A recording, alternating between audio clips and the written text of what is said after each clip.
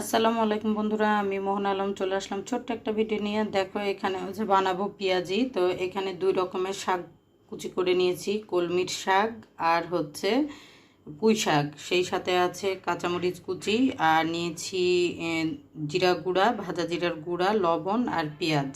আর এখানে ডালটা বেটে নিয়েছি, আর ডালের মধ্যে কিন্তু গন্ধ ভেজালার পাতাও সামান্য দিয়ে দিয়েছিলাম, দিয়ে একসাথে বাটা হয়ে গেছে। তো এতগুলো ডাল আমার লাগবে না, এখন এখান থেকে কিছু ডাল এখানে নিয়ে আমি সুন্দর করে মাখিয়ে নিব, তারপরে পেঁয়াজি ভাজবো। এখানে ডালটা আমি খুব সুন্দর করে মাখিয়ে নিয়েছি, একদম শাক দিয়ে, তারপরে হচ্ছে পেঁয়াজ, কাঁচামরিচ, জিরার গুঁড়া, লবণ দিয়ে মাখিয়ে নিয়েছি। আর এখানে হচ্ছে তেল গরম করতে দিয়ে দিয়েছি, তেলটা ভালোভাবে গরম হলে তখন আমি পেঁয়াজিগুলো একটা একটা করে দিয়ে দিব।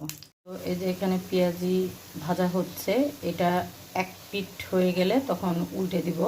একদিক যখন ভালোভাবে লাল লাল হয়ে যাবে তারপরে আমি অন্য পিঠটা উল্টে দিব। আর এভাবেই সবগুলো ভেজে নিব। আর এখানে মোটামুটি 7টা পেঁয়াজি একসাথে দিতে পেরেছি।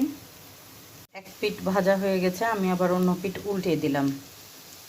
কারণ এ পাশটা ভালোভাবে ভাজা হলে তারপরে তুলে নিয়ে আবার দিব। তো এই যে এখানে আমার পেঁয়াজি ভাজা হয়ে গেছে আর একদম লাল লাল হয়ে গেছে। এখন এটাকে আমি একে একে নামিয়ে নিব। আর দেখতেই পাচ্ছ কত ইয়াম্মি লাগছে।